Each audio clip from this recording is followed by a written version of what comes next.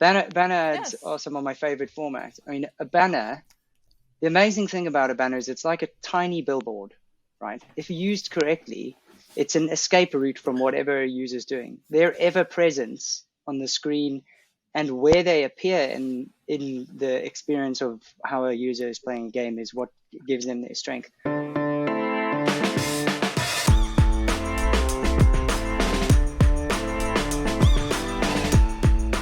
Can it be possible that 99% of ads for mid-core games fail to address one of the most important factors in drawing new players in? Welcome to Mobile Heroes Uncensored. My name is John Couture, of course, and I am co-hosting again with Peggy and Saltz. Isn't it wonderful? Isn't it amazing? It is fun. Today we're talking creative. It's ad creative. Fails, flops, wins, triumphs. We all know that creative has always been a massive differentiator when you're doing advertising. But how will we know what creative works in a privacy-safe world?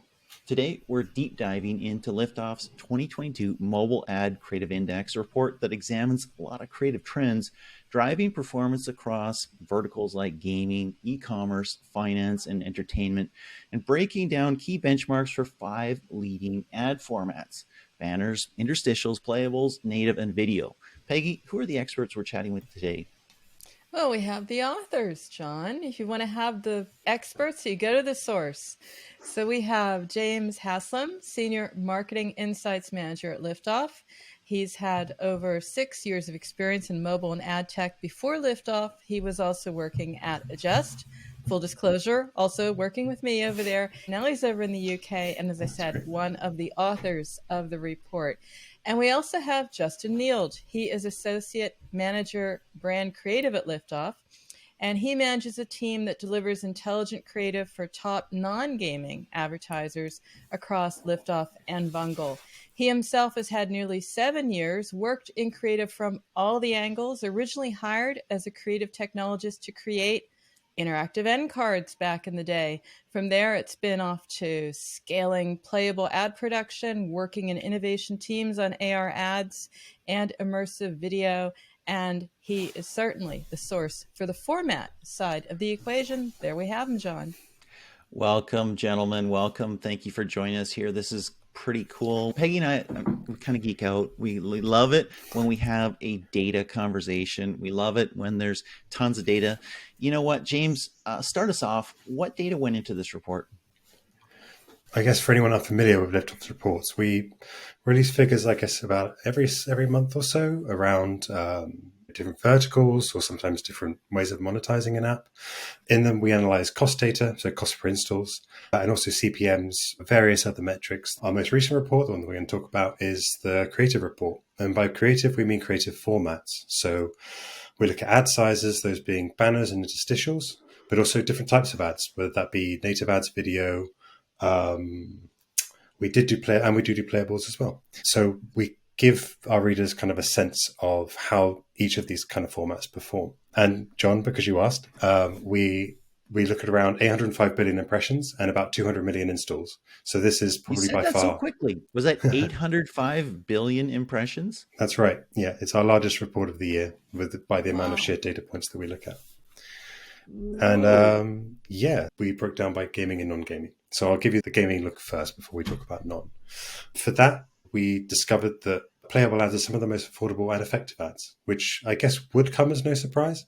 Their CPIs are about $1.98, which is the bottom of all 5 formats. That is native, interstitial, video, and banner ads, and then playables being the most successful.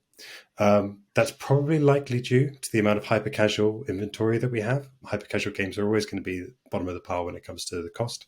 And they're also probably the biggest drivers of playables. I think anyone who's tried a hyper-casual game has seen a playable ad. So that's what's probably driving the low cost. However, the next best, banner ads, average about $1 more than playables. So playables are probably super cheap and also, as we'll see, super effective. There's so many things to ask about that, but I got to dig into this. A banner is cheaper than playable. Talk about why that is. Is the banner there persistent? Is it lasting for a good period of time? Because the playable is like full screen. It's kind of an immersive experience. Somebody at least has to tap a few things to get through it. So you're guaranteeing some level of attention. Whereas the banner, well, I don't know.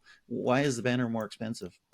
There's a few different theories. Probably one may be the difference between the sheer volume that we see. So we'll see banner ads across loads of different kinds of inventory, whereas maybe playables, it's just a few. I would probably hazard a guess and say we probably have fewer playables in our data set just because banners are so pervasive. But another thing could just be that they are just more effective. Like maybe it is just easier to get an install when you've got someone playing a playable ad rather than a sheer number of banners that we just keep seeing until you get banner blindness and people just aren't as motivated to install based off of that. Interesting. Maybe one more thing before I turn over to Peggy. What was the most surprising insight you found? That's a good question. I think mainly it's probably more on the non-gaming side. So for shopping apps, we found that native ads are some of the top performing format. It's just so different to, I guess, how gaming would perform that I guess you have this native ad that turns up in some ad and that mirrors the experience just enough, probably from another shopping ad, that they're just like, oh, okay, this is perfect. This is what works for me. Maybe it's not the most surprising, but I mean, consistently what we see is if that ad matches the environment, playables, for example, will perform well in games, but then maybe native ads and the way that they show carousels, maybe the reason that they perform so well in shopping. I'm sure per vertical, there's the optimal format, as it were. Interesting point about native there. But it's also good news. You pointed out, James, value for money, playables, they're affordable, they're effective.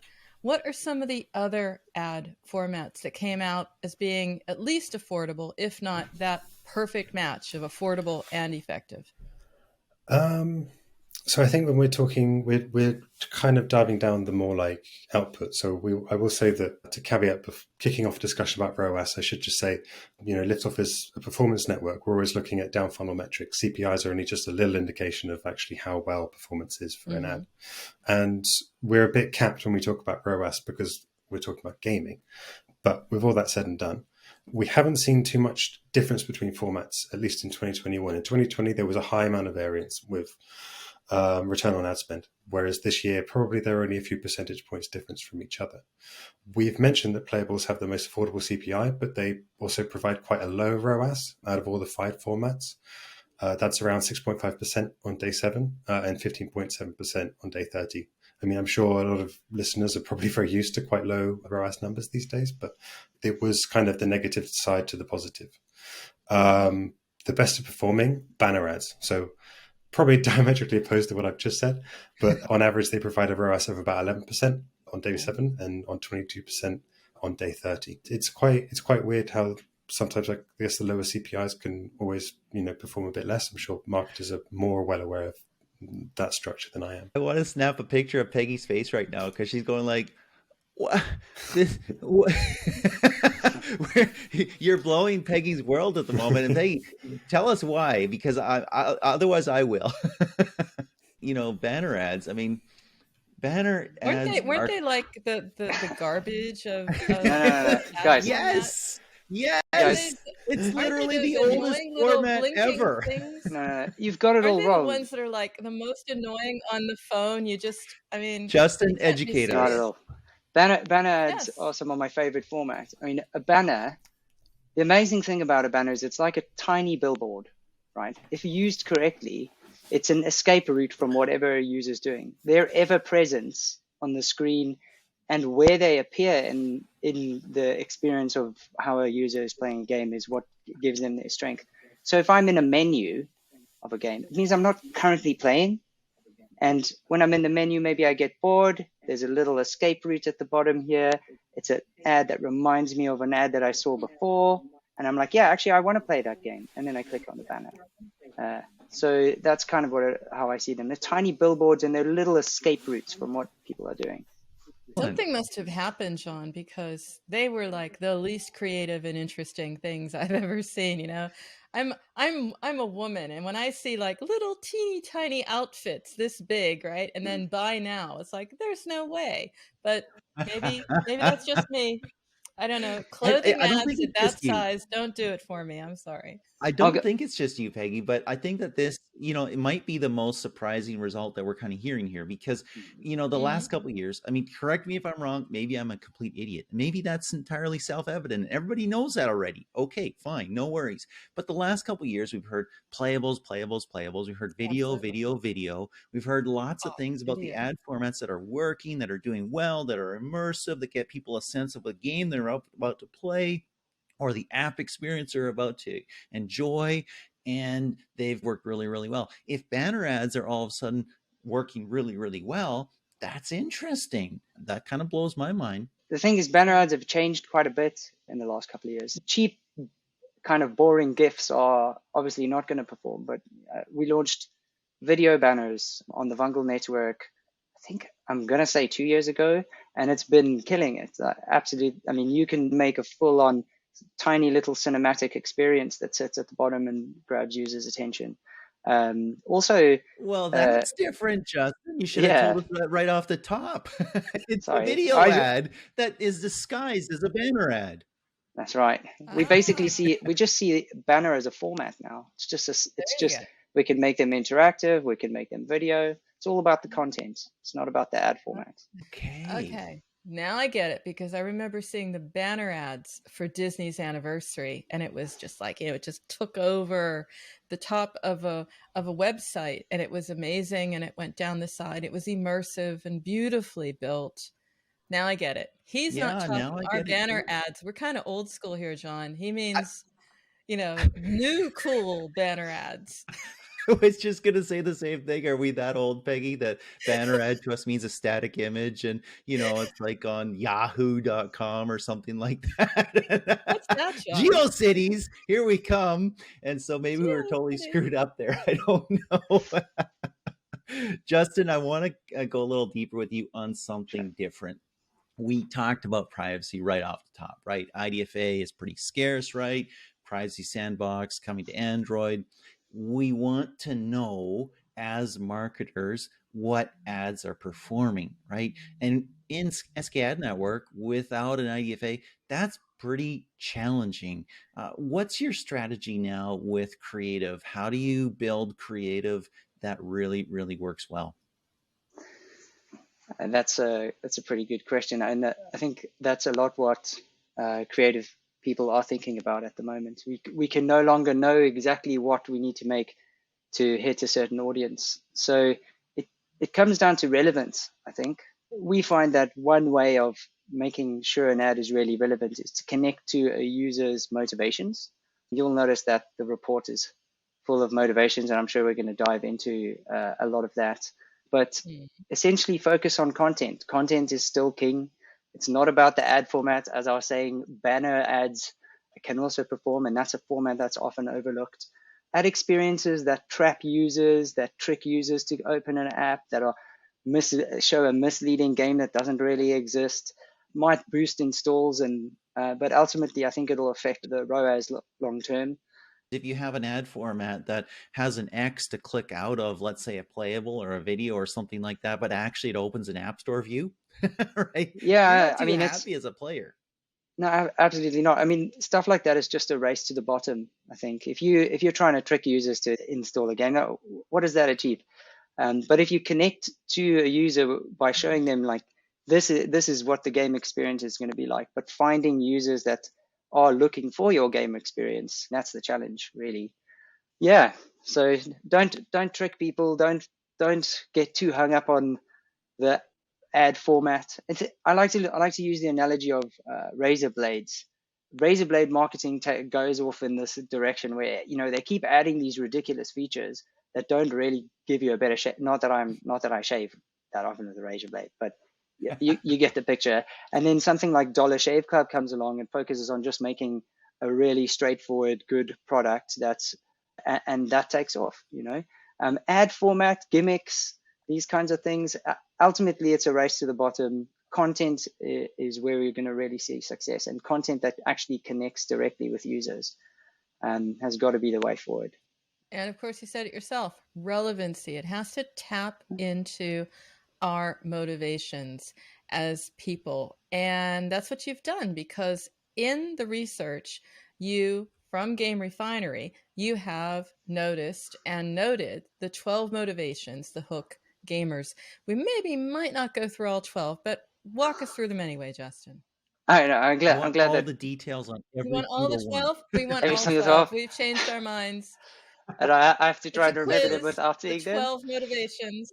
Okay, cool. Look, they basically look. The report gives a very nice description of all 12. I think that what's more important is kind of what are they, where do they come from, why should you even consider looking at them, and the way I like to understand them, think about them, is it's a framework for understanding why users play a game.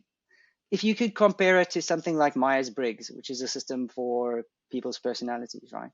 Myers-Briggs is broken up into lots of different things that it looks for in people, and then it builds a little picture of each person by seeing where they score high on certain points. Well, if we have these 12 motivators and we look to see how users score on certain elements of these motivators, we can build a kind of player archetype or a persona for a game.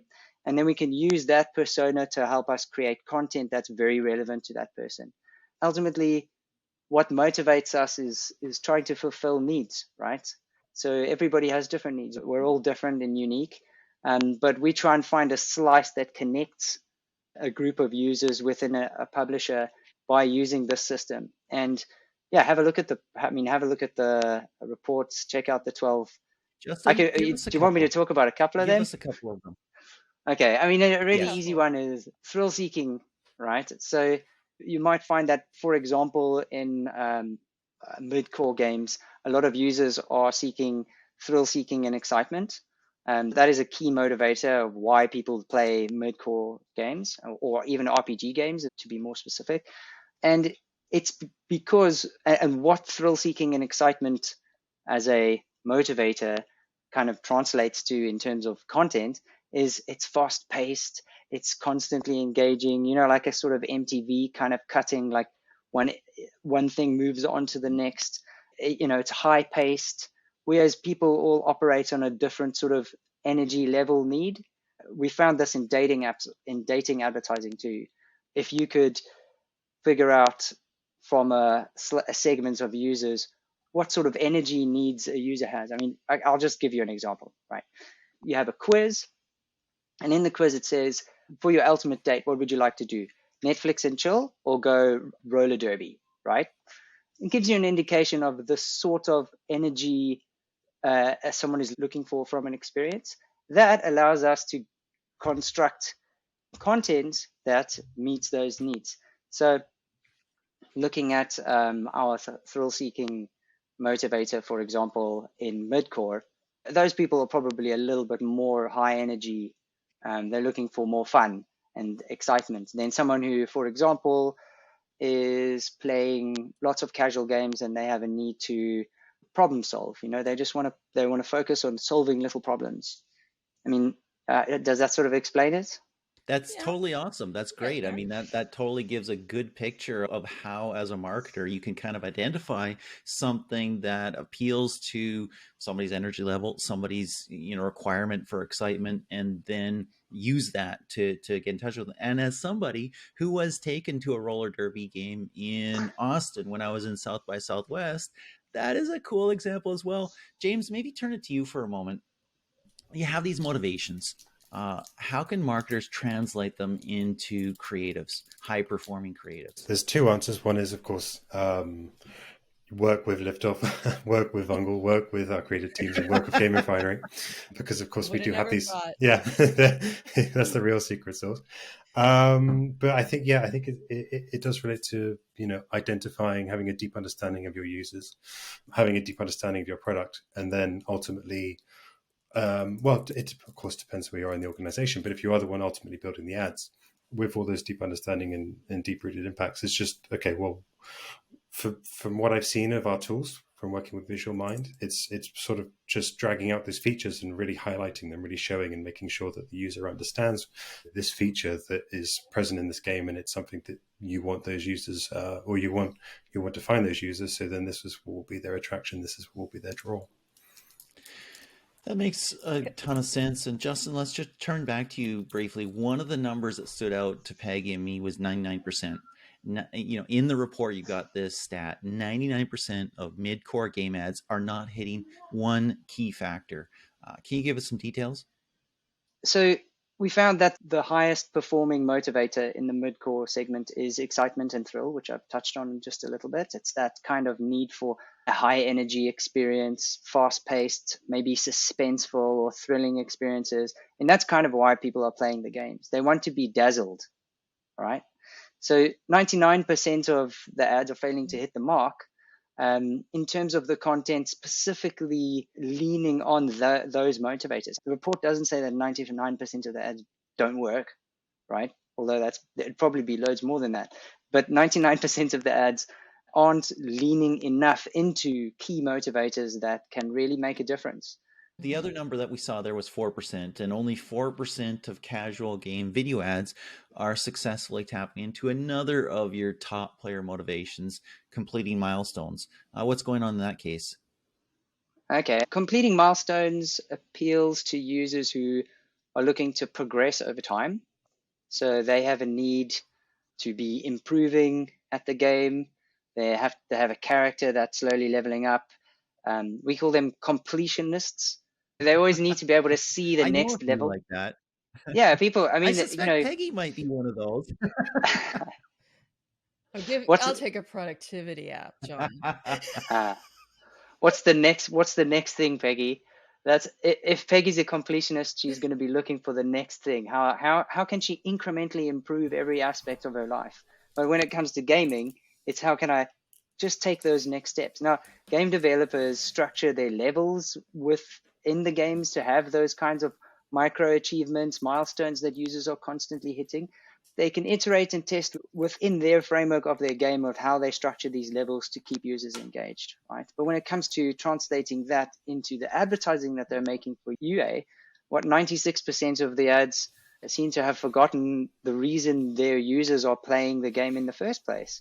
At Liftoff, we have a wonderful company called Game Refinery, and Game Refinery have analyzed games on going onto a pretty deep level.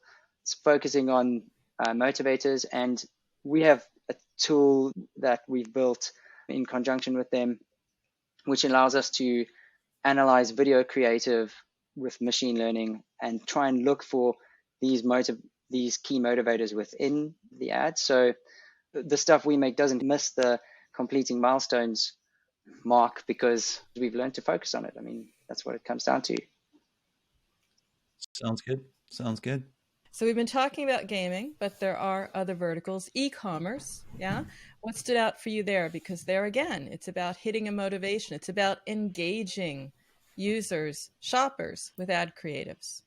E-commerce advertisers, I mean, at least those focused on in-app purchases, which they all, I'm sure, are. As we mentioned, banner ads do offer a higher amount of value. So we've seen about $1.95 CPIs.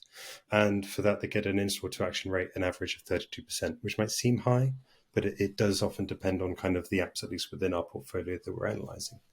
Native ads, as I mentioned, they're a top performing format, which I think just backs up their popularity.